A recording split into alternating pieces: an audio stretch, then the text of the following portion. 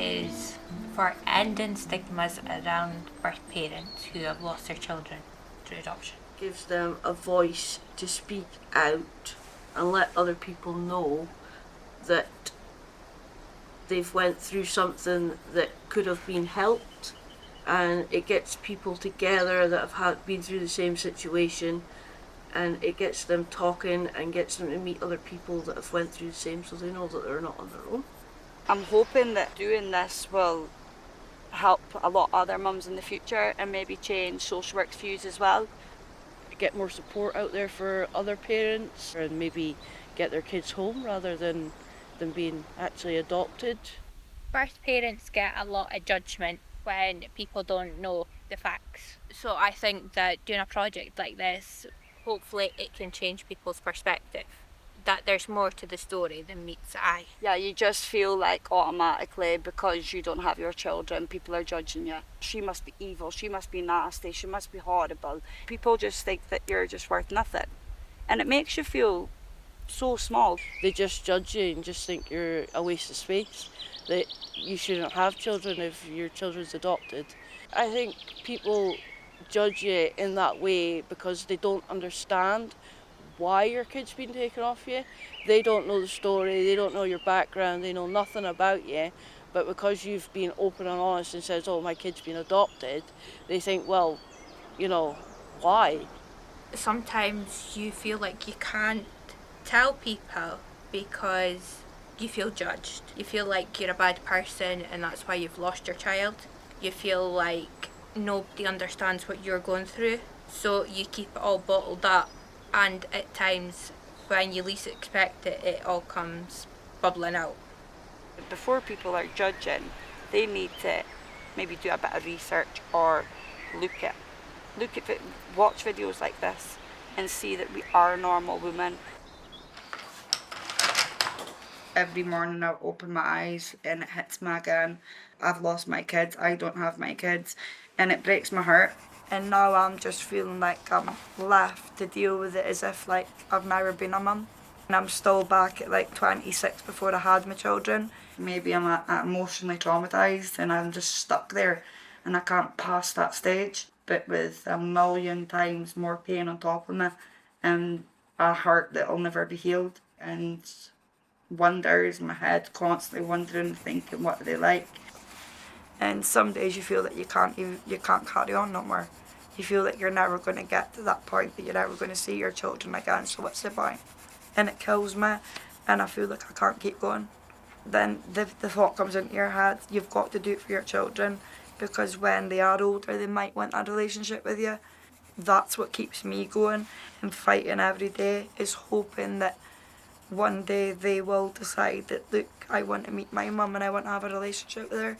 Makes it harder to carry on with life, knowing that your child's somewhere else and you don't know when you're going to see that child again. It's left me feeling like I'm worthless, that I was never good enough to be a mum. It's been a long, hard haul. It is hard, it's one of the hardest things you've got to do. Every day it hurts. Every day I wake up thinking, oh, I wish she was here. But it's just one of those things that in life you've got to get used to.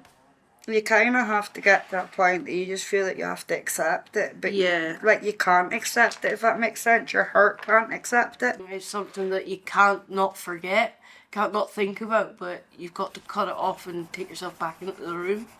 I'm lucky I've got a stepdaughter. She's the same age as my daughter. I've known her since she was a baby. It's amazing because we have such a strong bond. And I've always felt more a mum to her than my own daughter. But then I feel guilty that I've spent so much more time with her.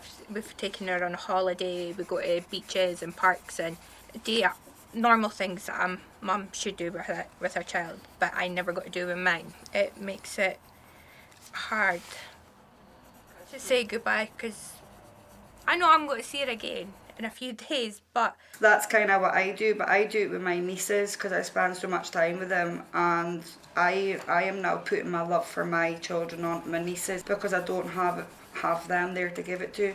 I felt very alone during my pregnancy and after my daughter was born.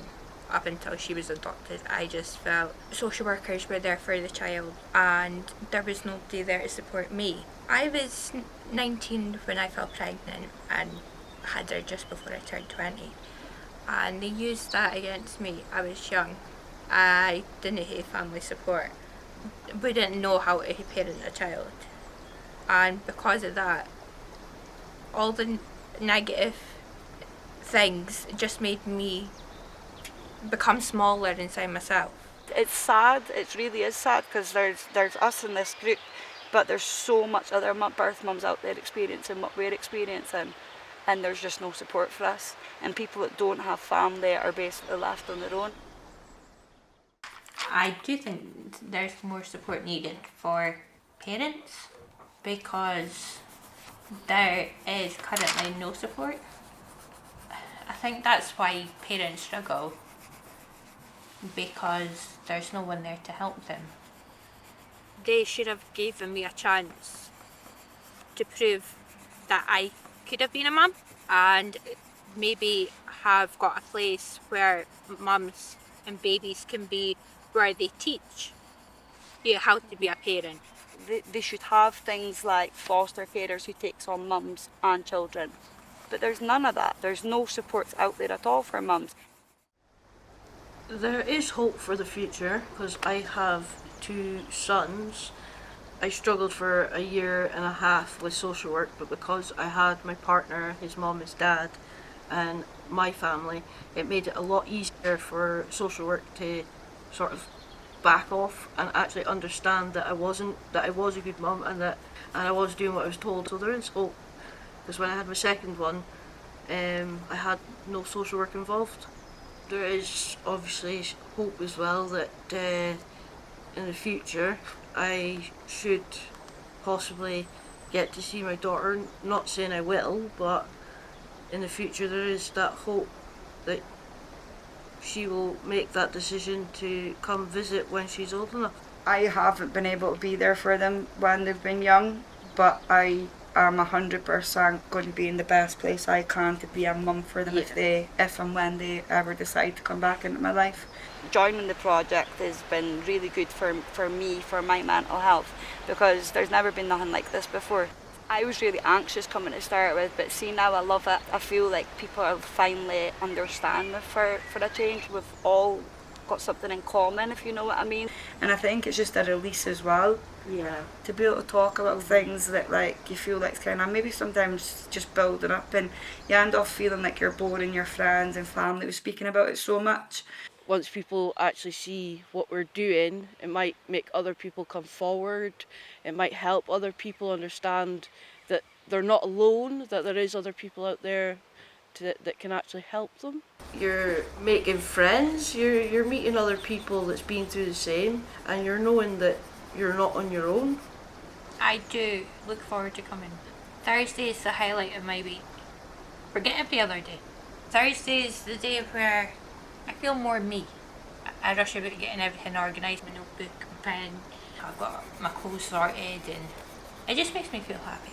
More confident in myself. In a way, it kind of makes you feel warm inside. Yeah. Homely. You know what I mean? It makes you feel like happy inside because you know that you're not the only one. Definitely.